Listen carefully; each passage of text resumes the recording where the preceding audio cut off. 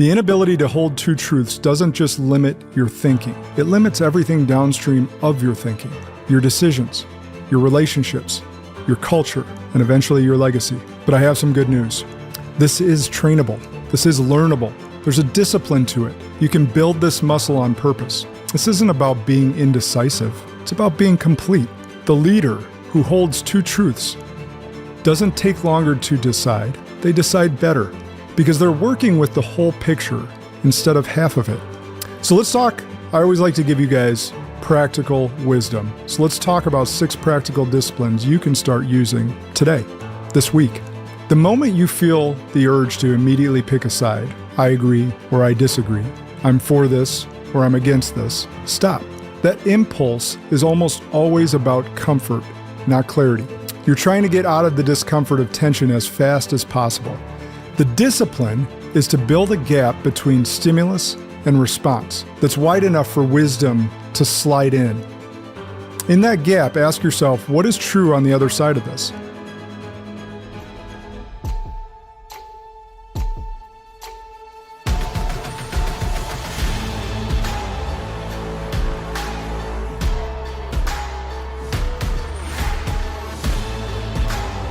This is Sparta!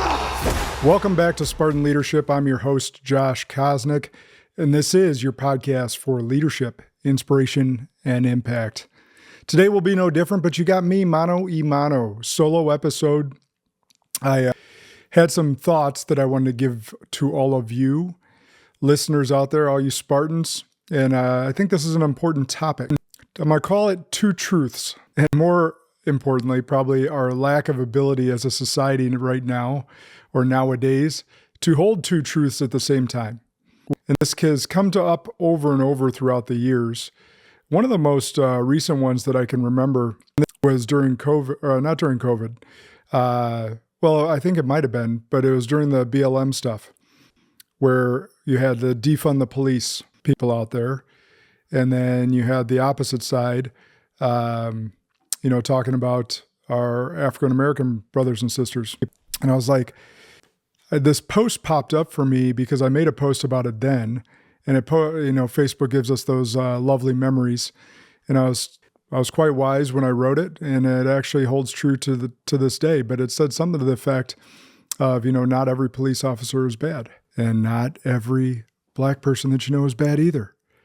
And there's some police officers that do wrong stuff. And there's some black people that do wrong stuff. And this whole thing where we have to pick a side nowadays and not able to hold two truths at the same time has maddened me over the years.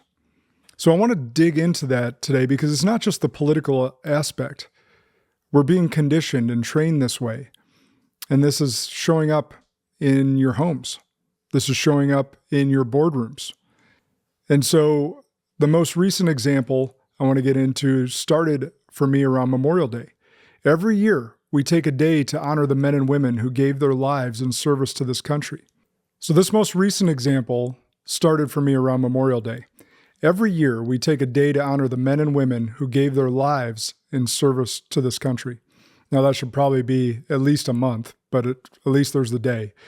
It's not complicated. It's a day to remember our fallen heroes, to acknowledge a level of sacrifice most of us will never make or be asked to make. And yet, every year you see the same thing. There are people who refuse to honor the fallen because they're against war. The logic goes something like this. If I honor the soldier, I must be pro-war. If I'm anti-war, I can't honor the soldier. Here's where I stand. I'm against war. Most of them are proxy wars or to fill the military-industrial complex coffers, but that's another story for another day. I've always been against war. I've seen enough of the cost to know I don't want more of it. And at the same time, I will honor every single soldier who gave their life in service to this country without hesitation. Both of those things are true at the same time. And somehow, that's become a controversial position. I was fortunate enough, both my grandfathers served. One of them came home with a Purple Heart from the Korean War. He lived, though, and that's why I'm here today. We have many Gold Star families that cannot say the same about their relatives. Both those truths can be held. You can be against war, and you can honor those who choose to serve our country and for the freedoms that they fought for so that we have those freedoms today. Now, what we've lost as a society inside our homes and inside our businesses is the ability to hold two truths at the same time. And that loss is costing us more than we realize. Binary thinking feels like conviction, but it's actually rigidity. We've been trained to believe that the strongest position is the most absolute position. All in, all out, for or against, with me or against me. Collapsing nuance into identity isn't strength, it's a limitation. It's the inability to carry tension without resolving it prematurely. Look at the environment we live in. We've been algorithmically trained to take the hardest, fastest position. Social media doesn't reward complexity. It rewards the take. The hotter, the quicker, the more absolute, the more engagement. We've optimized an entire generation for performance, not for wisdom. The casualty isn't just civility. The casualty is wisdom. And a culture without wisdom doesn't govern itself well. It doesn't heal itself well. And over time, it doesn't trust itself. Sound familiar? Now, the podcast bros and the media, they love to tell you that you got to be first. You got to be the hottest. You got to take the most bold position.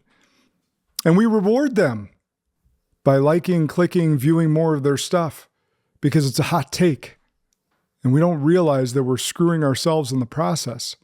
Just think about the newspaper. Most of us don't read those much anymore. But even when you did, if they had to put in a retraction because they were wrong, it was usually page 8, page 16, and you never even found it.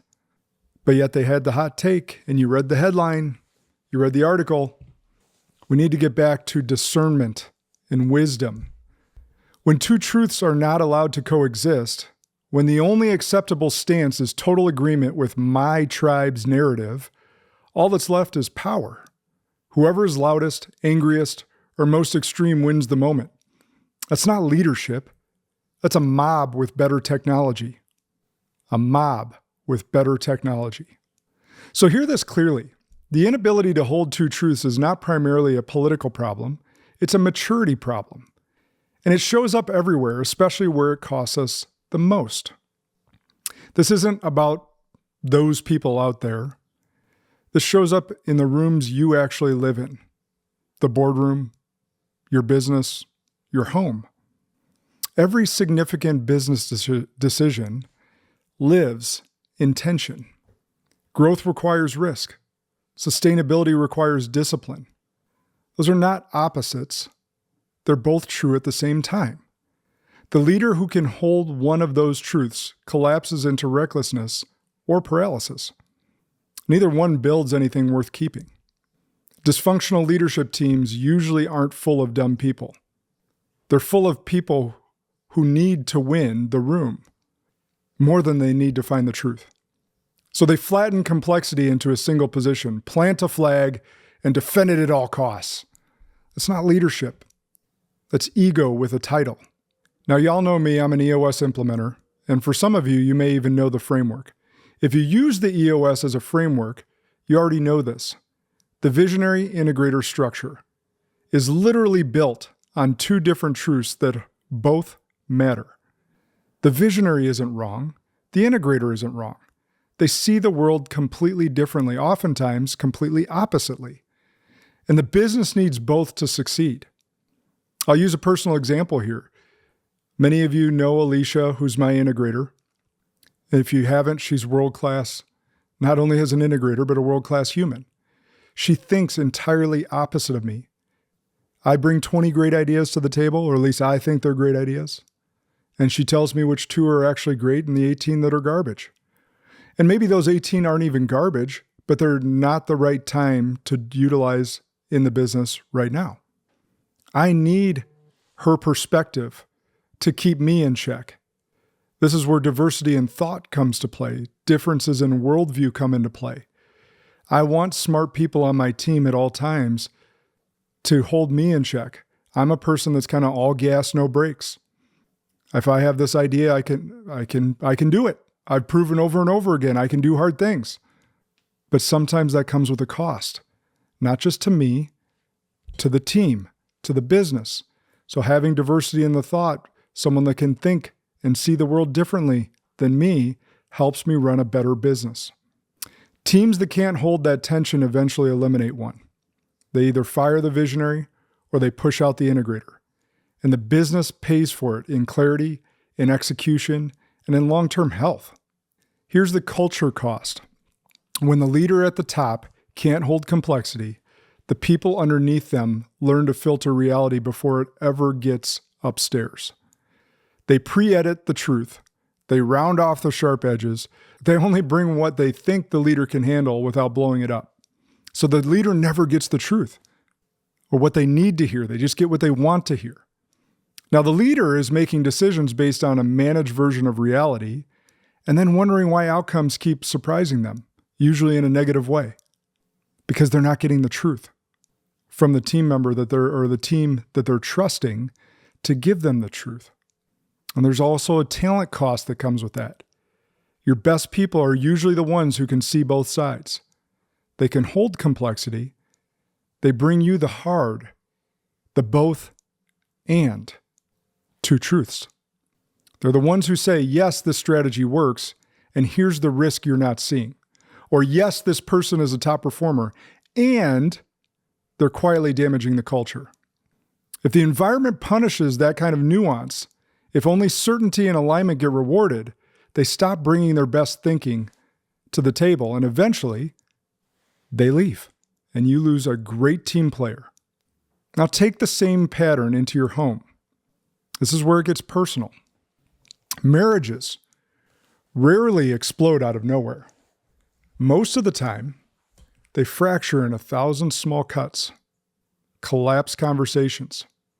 Two people who genuinely love each other, but who cannot hold the idea that their partner's experience is valid, even when it conflicts with their own. So every disagreement turns into a verdict. One of us is right, one of us is wrong. One of us wins, one of us loses. Over time, you stop being partners and start being opponents. The cost is not one big fight. The cost is the conversation that never happens because I already know how this is going to go, is what you say. The cost is the emotional withdrawal that looks like peace from the outside, but is actually surrender on the inside. Parenting is the same pattern. You can love your child unconditionally and at the same time hold them to a high standard. Both of those are true. I want to give personal examples here. If you've listened to this long enough, you've heard me talk about the snowplow parent. You think if you're a snowplow parent, you're plowing all these problems out of your child's way because you love them unconditionally and you want them to succeed, not realizing that you're crippling them in adulthood because they are looking for you to push the problems out of the way for them as an adult. That's not how life works. And you won't be around for them forever. In the normal, and I'm using air quotes here, but the normal course of life, your child should outlive you. So that being the case, you have to equip your child to be able to operate without you. And that's one of the hardest things for a parent to grasp and to learn and to implement. But the parent who can only hold one of those truths raises either a tyrant or a pushover. A tyrant who's been told they're special but never held accountable. Or a pushover who's been hammered with standards but never felt secure in love. Neither is prepared for the real world they're walking into. And I doubt, if you're being honest with yourself as a parent, that you want either of those two for your children. So here's the through line. The inability to hold two truths doesn't just limit your thinking. It limits everything downstream of your thinking, your decisions, your relationships, your culture, and eventually your legacy. But I have some good news. This is trainable. This is learnable. There's a discipline to it. You can build this muscle on purpose. This isn't about being indecisive. It's about being complete. The leader who holds two truths doesn't take longer to decide, they decide better because they're working with the whole picture instead of half of it. So let's talk. I always like to give you guys practical wisdom. So let's talk about 6 practical disciplines you can start using today, this week. The moment you feel the urge to immediately pick a side, I agree or I disagree, I'm for this or I'm against this, stop. That impulse is almost always about comfort, not clarity. You're trying to get out of the discomfort of tension as fast as possible. The discipline is to build a gap between stimulus and response that's wide enough for wisdom to slide in. In that gap, ask yourself, what is true on the other side of this? Not what do I like, not what do I disagree with here or agree with here, but what is actually true over there. That one habit, practiced consistently, rewires how you handle conflict, decisions, and disagreement. Second, separate the person from the position. I always say this to my leadership teams. Are we keeping the problem in front of us or between us? So you can respect someone and reject their idea. You can love someone and challenge their behavior. You can honor a soldier and oppose the war that sent them. Most of us collapse those into one bucket. If you disagree with my idea, you must not respect me. If you challenge my behavior, you must not love me. That's immaturity. Plain and simple. The practice here is deliberate language, and it starts in your own head. Instead of saying they're wrong, start saying, I see it differently. That's not weakness, that's precision. Calling someone wrong is a verdict. Saying I see it differently keeps the relationship intact while you work the problem. Third, name both truths out loud, especially in conflict, especially in the boardroom. Before you advocate for your position, name the legitimate truth on the other side. I'm concerned about this direction, and I also see that you're trying to protect our people. Or, I disagree with this approach, and I understand why it feels attractive based on last quarter's results. This does 2 things. It builds trust immediately because people feel seen and heard, and it forces your own thinking to expand before you speak. You cannot caricature someone once you've named what's legitimately true in their position. Fourth, get comfortable with unresolved tension. This is a hard one for a lot of people. Our brains hate open loops. We want a verdict. We want the answer now. We want to know who's right. But most of the important tensions in life do not resolve. They're managed. The tension between growth and sustainability doesn't go away. The tension between visionary ideas and operational reality doesn't just go away.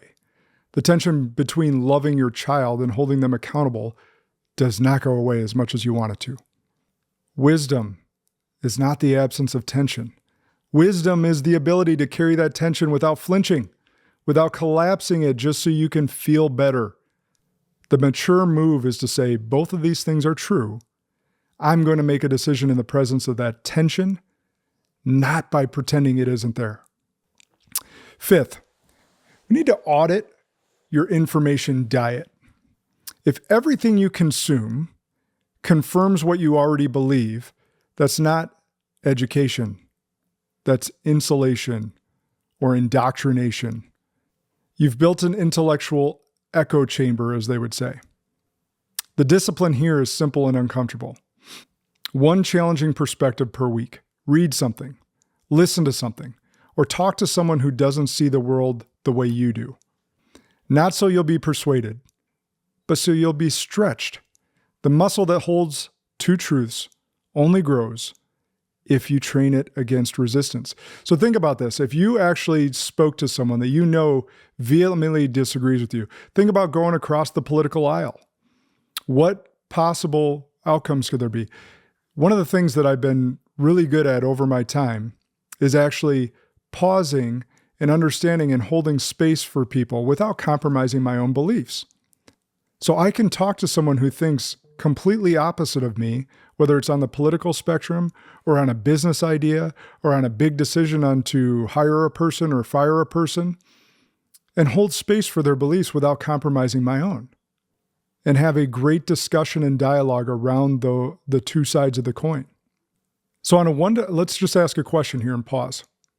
On a 1 to 10 scale, where would you rate yourself right now on being able to hold space and listen to someone that vehemently disagrees with your position or stance? It's a gut check. Some of you may be 9 or 10. Some of you may be 1 or 2. But that's the maturity I'm talking about. We got to get you closer to a 9 or a 10, because that's leadership. That's being able to hold these two truths at the same time and collect wisdom so that you can make a proper informed decision to move forward. This applies to your team as well. If you only hire people who think like you haven't built a high-performing team. I'm sorry to tell you. You've built an echo chamber with a budget. I want diversity on my team. Most important diversity to me is thought diversity. And that's what you should want in your organizations, in your rooms as well. Lastly, 6th, model it. Model it visibly. We know that actions, habits are caught, not taught. This is the leadership multiplier. Culture is not formed by what you say in a values meeting. Culture is formed by what you demonstrate under pressure. When someone brings you a truth that complicates your position, everyone in the room watches what you do next. Do you shut it down? Do you get defensive and double down on your original stance? Or do you receive it? Hold that space. Name the part that's true and hold it alongside your own perspective. When your team watches you honor complexity instead of crushing it, you give them permission to do the same. You are teaching them in real time that it is safe to bring the full truth into the room, even when that truth is inconvenient to your position or original position. So let's circle back to where we started. I said at the top, I'm against war, and I honor every soldier who gave everything. Both are true. That's not a contradiction. That's maturity. It's what it looks like to be complete instead of convenient. So here's the question I want to leave you today. Where in your life are you collapsing complexity because holding the tension is uncomfortable? Again, maybe to summarize that question is, where in your life are you crushing others' opinions because it's more comfortable for you, or it feels better to you to rest in your own? Is it in the boardroom, where you rush to a decision so you don't have to sit in disagreement? Is it at home, where one more hard conversation feels like too much? Is it in how you see the people who don't think like you, where it's easier to label them than to understand them? There's a lot of labels out there right now. That's your work. That's where the growth is. Spartan leaders don't get to pick the easy truth. They carry all of it. So Spartans, you know what to do here. You got some work to do. We all do. I do. I want you to lean into this episode. Hold two truths. Make space, challenge, work those 6 steps to get better, more mature, more wisdom. Share this episode far and wide. And remember, the good and great are the enemies of possible. Lead like a Spartan today.